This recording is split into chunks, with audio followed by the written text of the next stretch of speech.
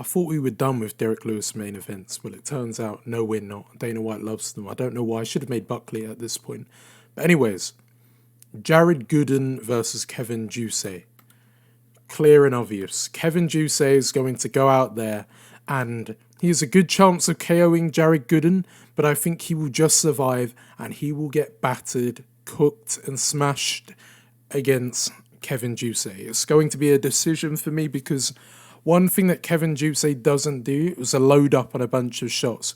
He got that finish over Kiefer Crosby, if you remember, because this dumb guy, not Jousset, but Kiefer Crosby, allowed him to just wrap his hands underneath his neck, not defend the hands, and put him in a choke. It was like he wanted a way out.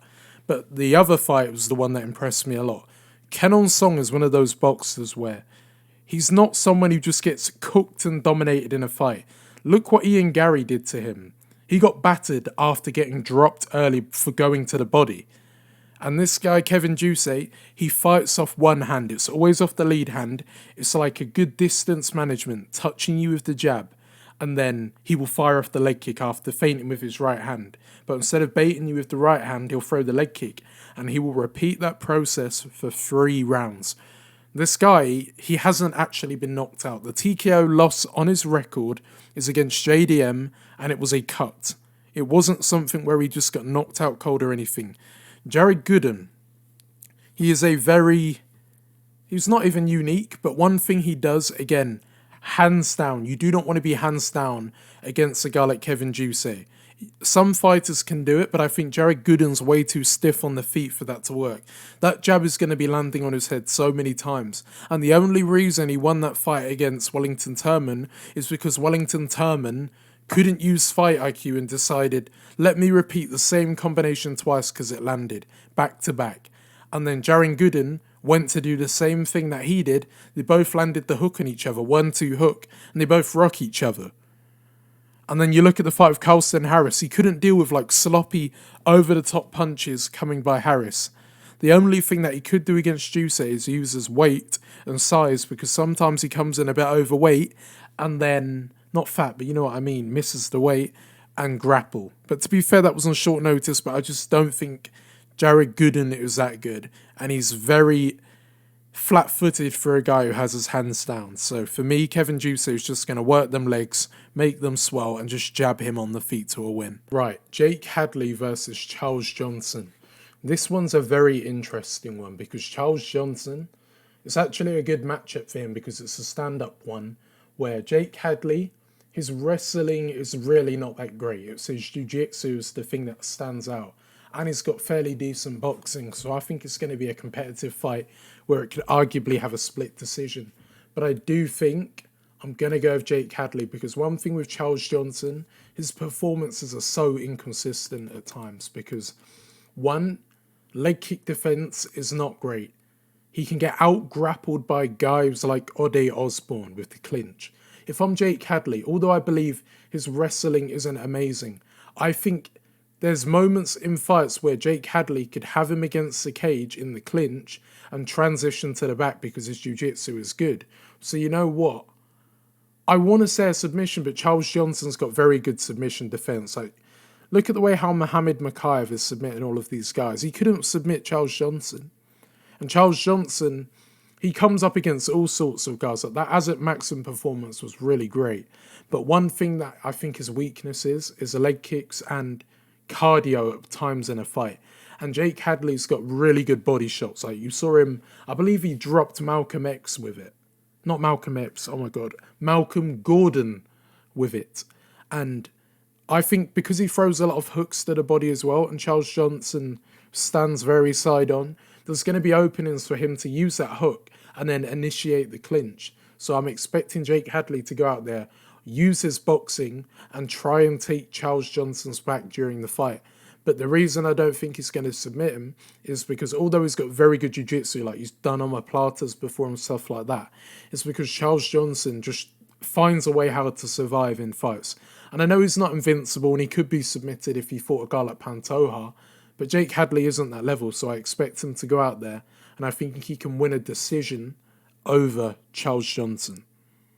So I think he's going to win it 29-28. I think he might give away the first round because we saw him getting countered by crosses, and Charles Johnson can throw a good cross because he doesn't worry about the defence, and a lot of the time he can worry about just being offensive instead of worrying about the defence coming back on him.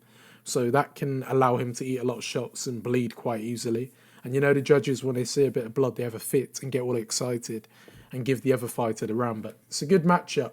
And Charles Johnson has a strong chance. He's a good underdog. But I think Jake Hadley, if he can mix up a bit of the clinching in the back, like taking the back, he can win this fight.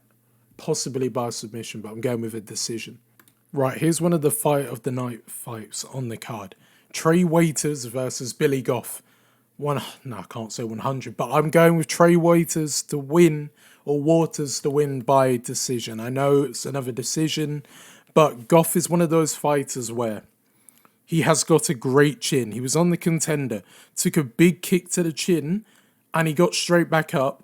Well, not straight back up, but he tried to grab hold of him, made his way back up, clinching, doing everything to stay in the fight. He does a lot of dirty boxing, and he has some very good body shots. But the reason I think he will struggle, Trey Waiters is not the normal welterweight, 6'5". He was the same weight as some of the heavyweights.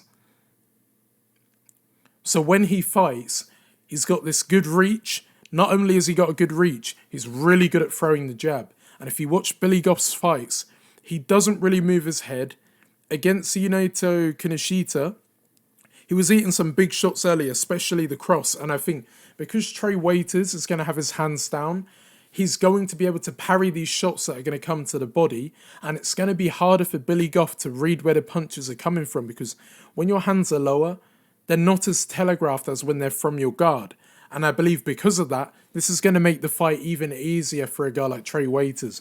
But the only thing I would worry about is Billy Goff has a chin. And if you drop him, the fight isn't over. So it's a fight where I think he could drop Billy Goff. But Billy Goff's going to make his way back up to the feet and try and get as close to you as possible, clinch you, get you against the cage, and work the dirty boxing, and then work those low body shots, like especially to the solar plexus. Like he threw a powerful cross to the body of Yuneto, and it was over. He took a dive because it was just so painful. So he's one of those fighters who you can land something sneaky. He's a very good grinder, a guy who, when it gets tough, he can push through it, and he's one of those fighters who isn't going to quit. Like, if I had to pick one fighter, if it gets tough in this fight to win, it's got to be Goff. But that's if he suffers adversity, because we don't know how Trey Waiters will deal with that. But I don't think Billy Goff will be able to take him down. One, because hands are down. He was stopping Josh Quinlan's takedowns. And to me, that's quite impressive, especially because it was out of nowhere he was fighting Josh Quinlan. Like, no one even knew about the guy. But his striking looks really slick, good footwork, good head movement for a guy at his height. He's one of those guys at welterweight who looks very interesting. Don't know, I'm not going to sit here and say, oh, he's going to become ranked very soon. I don't know yet, but this fight will be a good fight to tell where he is in the division. But yeah, I'm going with Waiters. I just don't trust Billy Goff, with his head movement. He's going to eat a lot of shots and it will look good to the judges. But if Billy Goff's going to win, it'll be by KO. I don't see him beating him by decision. Right, Terrance McKinney. All of his fights are very interesting. They're always in the first round if he's going to win. And who am I going with? I hate picking his fights, but I am going with McKinney again. Don't let me down. If he wins it, it's always going to be in the first round. And I'm actually going with submission because one thing I've noticed with Esteban Ribovics is, one, he's a very explosive fighter who's very tight with his guard, and he holds his hands up quite high. And I think that's going to allow Terrance McKinney to get a good entry on him early. And one thing that he does on the ground, which can benefit him at times, but when you come up against a guy like McKinney, it'll be a weakness, is giving away his back. Because he likes to give away his back to scramble up, to posture up and try and bounce his way back up to the feet. Because if you look at the Loic Ruziboev fight, he was getting taken down a lot, 11 takedowns, but he was bouncing up straight away, and he was giving away his back whilst doing this. But McKinney's one of those guys where if he can get you down, he's not one guy who's going to let you straight back up. If he can get you down and he can get a choke on you or get into an advantageous position, he's going to get it. Look what he did to Faraziem. When you look at that now, that's very impressive, that win. But the downfall of him is his chin and his striking defense at times. And that is why I think it's a very dangerous fight. If it goes past the first round, put the house on Ribovics. It's a proven fact he does not win out of the first round. Ribovics could, because Ribovics has got power. He's got a good chin from what I've seen. He's taken some bombs. He got wobbled a little bit, but he didn't go down against Ruziboev. And another thing that he can do as well is jiu-jitsu. So he could win any way he wants, Ribovics, if it goes past the first round. But in the first round, McKinney's all out, aggression, going for the finish. And I think he will get Ribovics down because Ribovics isn't too hard to get down. And then I see Ribovics scrambling to get back up to the feet. And as he's getting back up to the feet, he's turning, twisting and turning. He gives away the neck. Terrance McKinney locks up a rear naked choke and wins. It's not like the Nazim Sadiakov where he's given away up his back a lot and getting caught in these chokes, which Ribovics isn't. But he's given away his back in positions where if Terrance McKinney gets hold of that, he will be able to find the choke against a guy like Ribovics. But Nazim Sadiakov is different. But yeah, I'm going with him to win. But I will repeat it again. If this gets out of the first round, Ribovics will win 100%. But if it's the first round like I'm going with, he will win. Right, Chase Hooper versus Viacheslav Borshchev, so aka Ten Hag versus Tom Holland. But who am I going to go with? It's very hard. Again, this is one fight where I hate saying it's 50-50, but it really is because Borshchev, I'm going with him to win via first round knockout. But the problem with this guy is takedown defense. But one thing I've noticed with Hooper is when does he go out there and take down very good strikers? Rarely happens.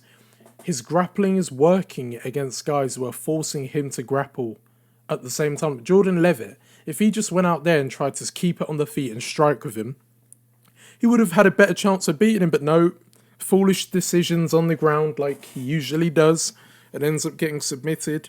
He loses. Viacheslav Borshchev's getting taken down by like beefy, strong guys. Guys who are strong at wrestling, but they don't really have the jiu-jitsu. Mark Caceres, very good grappler, was able to hold him down. Mike Davis, all-rounder as of right now. Like he got that submission the other day, but strong. Chase Hooper, people say he's kind of got like a soy build, which I get where you're coming from.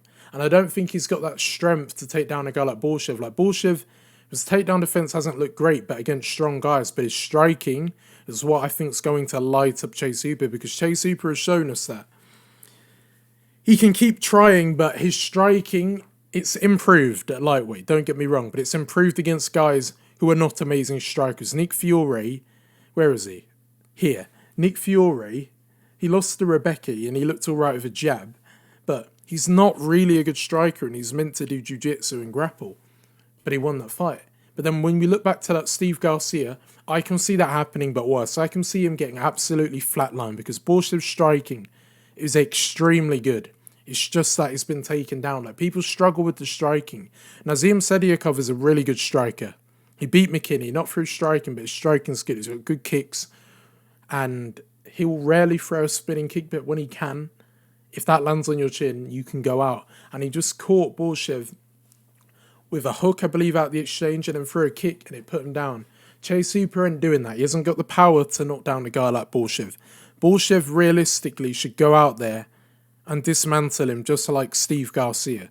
That's the type of fight that I'd like to see in this weight class, but Steve Garcia isn't in the weight class, but that'd be interesting. Borshchev against Garcia, two power guys.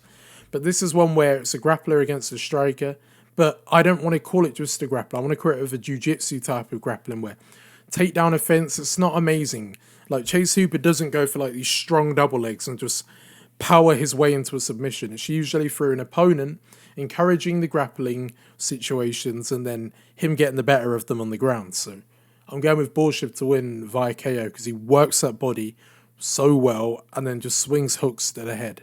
And I think that can put down like Hooper out cold. Right, here we have another house bet.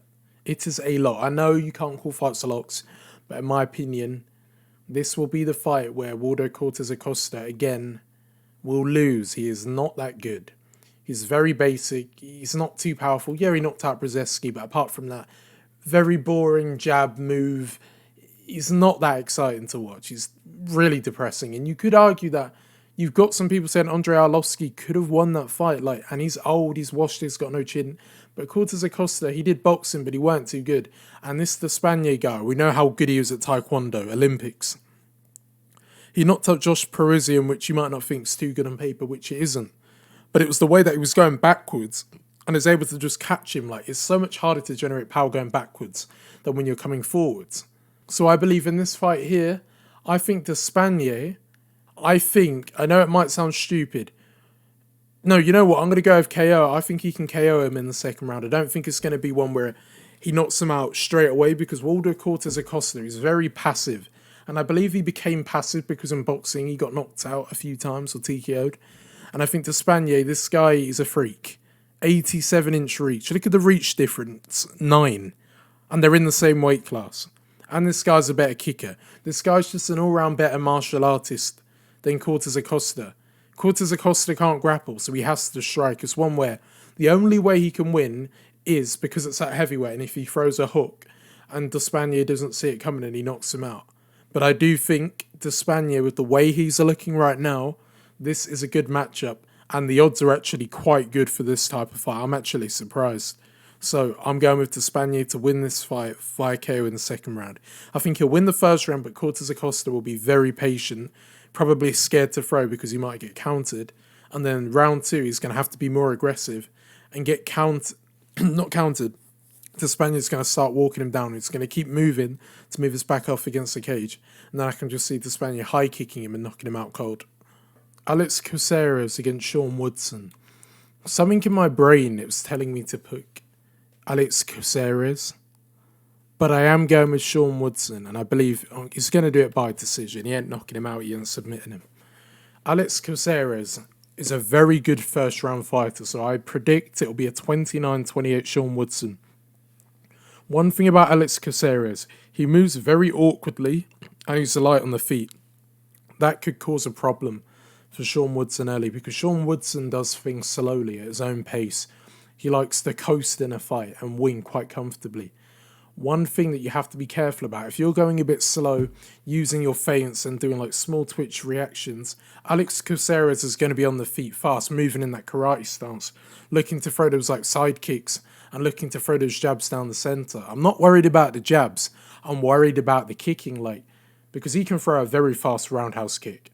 And if Sean Woodson's like looking like he's doing better in the fight, but because he's getting a bit slow and he's timing you, he's landing, but he's coasting, Alex Caceres is the type of guy where round 1 he could get a finish. But I do think Sean Woodson should be able to win a decision over him because he slows down. He exerts so much energy in the first round. And you can't keep up that level. You're not Wonderboy Thompson. So, he's a good fighter, don't get me wrong, Alex Caceres. He's a journeyman. But he's just one of those guys who's been able to stay around for a long time in the rankings. And I believe Sean Woodson, it's about time he ends up in the rankings. So I predict he's going to go out there. He's going to do the Sadiq Youssef method. He's going to get close up against him and he's going to wear down on him because he can mix up a bit of grappling nowadays. So I think as he misses a kick in like the second round, Alex Caceres, you're going to see more of clinching against Sean Woodson against the cage because he actually is quite big. He looks very skinny because he's got no posterior chain development, but he's actually quite big, like Adesanya. He looks skinny, but he's actually got a bit of muscle on him. If you actually saw him in person, like the size of his head and a bit like Alex Ferreira, you would have thought he's small at middleweight, but he's not. Because you would have seen him, if you've seen him in real life, I haven't, but from what I've heard, he's got big hands, big head, and that type of stuff. So Woodson, it's the same here, in terms of he might look skinny, but in cage, I don't think he is. He actually is quite big. 6'2" as a featherweight. I think Alex Caceres is not short either, but I think those kicks are going to work in the first round, and then in the second and third, Woodson's going to take over by mixing up the clinch, working some dirty dirty boxing, and that will slow Caceres down. And then he can start to coast at his own pace. So that's how I see the fight going. Right. Diego Ferreira versus Mateusz Rębecki. I'm very confident about Mateusz Rębecki winning this fight. He's one of these guys who's a massive addition to lightweight. He was very, very good. And I think, I'm trying to think, how could he beat Diego Ferreira? I think he's going to win via decision. This guy's short. He's not that tall, but neither is Ferreira.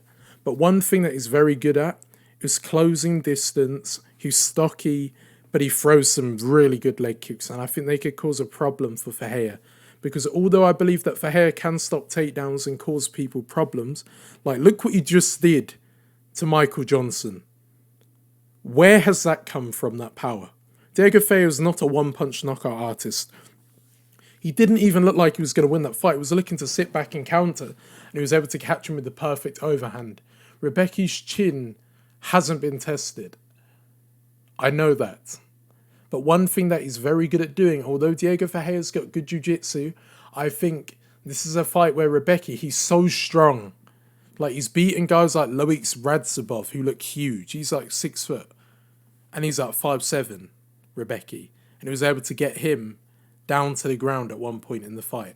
So I'm confident against a guy like Diego Ferreira, he will also be able to get him down to the ground because he's not as strong as Ruziboev. Ruziboev's a good grappler. Diego Ferreira, I can't even pronounce the name, is a good grappler, but his striking, it seems to be something that he likes to do more nowadays. So although I don't think he will submit Diego Ferreira, I think he will 30-27 him. I think Rębecki is one of those guys, again, who's going underneath the radar. Ferreira doesn't look that old, but he's getting old now. And I know this picture here is quite old, but still, he doesn't look too old in the cage. He's still knocked out Michael Johnson, which I still can't believe. But I think that was just one thing that happened which wouldn't happen again.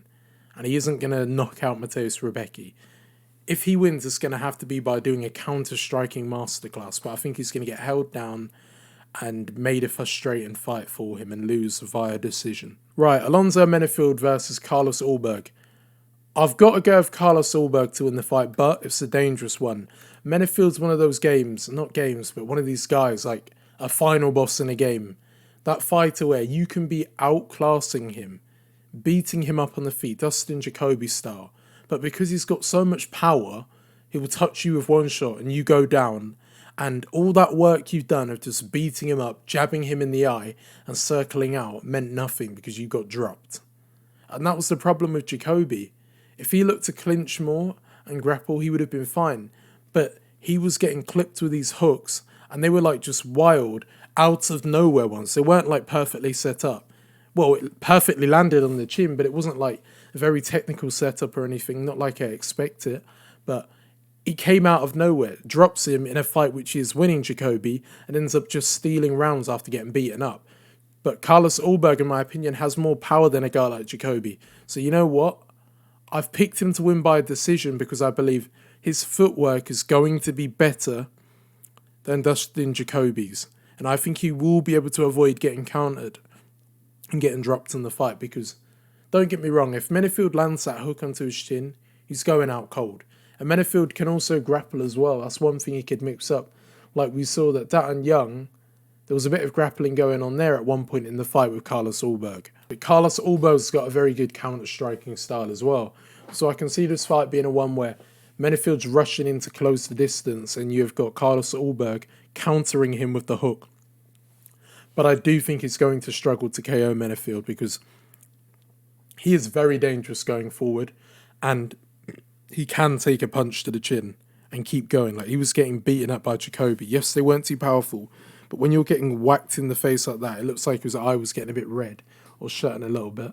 And to still keep pushing forward and looking for that knockout, it does scare me against Ulberg. But I do think Ulberg at City Kickboxing, they work on the range. They're very good at like staying on the outside and leg kicking and doing stuff like that. I think he can win by decision. Right, Nursulton Ruziboev versus Joaquin Buckley. For me, I know I didn't pick him against Aluke, but I'm going with Ruziboev to win via KO. One thing I've noticed with Buckley, he will stick to one thing in a fight and he will come in very aggressive and reckless. There's so many openings to counter him. But because Vicente Luque's got like PTSD of his brain getting smashed against a guy like, what was his name? Jeff Neal. He's very scared to strike like he used to compared to the old one where IQ weren't there, but he was more aggressive. But now he's a bit passive and looks a bit scared. Ruziboev has got good counter-striking. He knocked out Bruno Ferreira, and that is the guy who knocked out, what's his name? Gregory Rodriguez. on short notice because he's got very good feints of drawing you in and then setting up his knockout. He couldn't do it to Ruziboev. He was able to read what he was trying to do and caught him, I believe, as he went to go for a kick with that straight hand. And the reason I'm bringing up these straight punches, and I am going to go over round 2 finishes because Buckley's a bit wild. I think Ruziboev will be a bit careful earlier on because I know he can get first round finishes, but Buckley is also one of those guys who likes to rush in the first round and get the job done. And both of these guys doing that together, I can see it cancelling it out instead of it being a car crash and both of them running into each other. But I think Buckley will stick to one thing. He'll either do what he did in the Fialho fight by spamming head kicks, but again, I don't think that'd be smart when you're coming up against a guy 6'5". So because he's shorter, he'll do what he did against Nascimento.END by like swinging hooks, and he just got picked apart. And I see the fight going like that until we get into the 3rd round. No, I'm joking. We ain't even going to get into a 3rd round. But I think in the 2nd round, that is when the knockout's going to come. Because, again, Nursulton Ruziboev will get the read on him. That he's just coming in wide with a hook. Throw a simple straight right down the pipe. And you can knock out Buckley. Chris Curtis did it. And I believe Ruziboev can do it as well. So I'm predicting him to win via cross straight in the 2nd round to put him out. And he did cheat in his last fight. But to be fair, he should have carried on fighting instead of complaining, the other guy. Even though it was an eye poke and he got very lucky to be given that fight.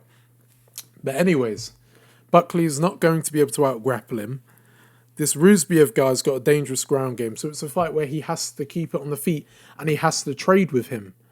Well, that's what Buckley will do, and I think if it goes past the 2nd round, it could become competitive because Buckley is one of those guys who can gain a second wind if you notice his opponent is hurt. But I wish this was the main event deep down, honestly. It'd be more entertaining. But yeah, that's what I'm going with. Right, the main event. I know none of you wanted this, but we've got it anyway. Derrick Lewis versus Rodrigo Nascimento. No. I'm going with Nascimento to win this fight. And I'm trying to think, is he going to KO him or is he going to submit him? You know what? I'm going to go with KO. But not the type of KO you're thinking. I think round 2 KO. No, you know what? This is rare in a Derrick Lewis fight, but I think they're going to make the 3rd round. And this is when the KO is going to happen.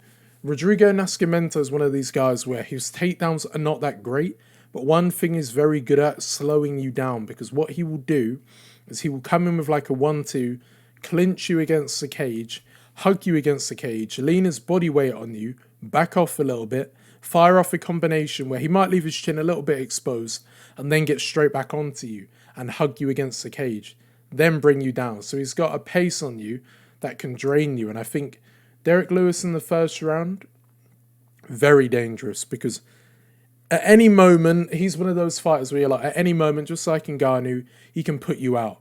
But I think Nascimento will go down early trying to look for them takedowns. But I think because of his jiu-jitsu, it's mid. He can struggle to finish people, especially in the UFC with it. So I think Derrick Lewis is going to do all right at, like, surviving. Like, look at Jailton Almeida, how he wasn't able to. But it seemed like he didn't want to submit him. But it could be a bit like that. I feel like a draining, another one with Derrick Lewis being on his back.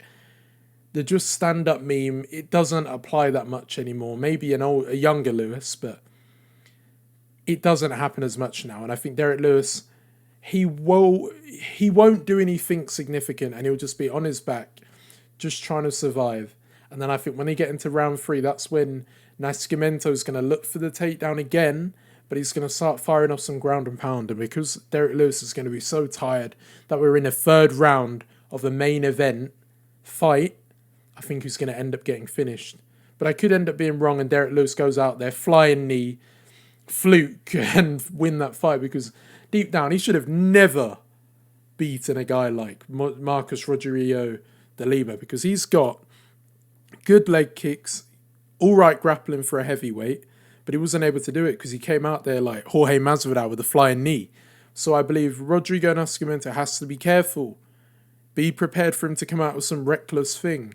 But as soon as he grabs control and he can maintain it with Lewis, I think that's where it becomes a harder fight for Lewis and he ends up losing via TKO to ground punches. So yeah, that's it. Thank you for watching. Talk to you soon.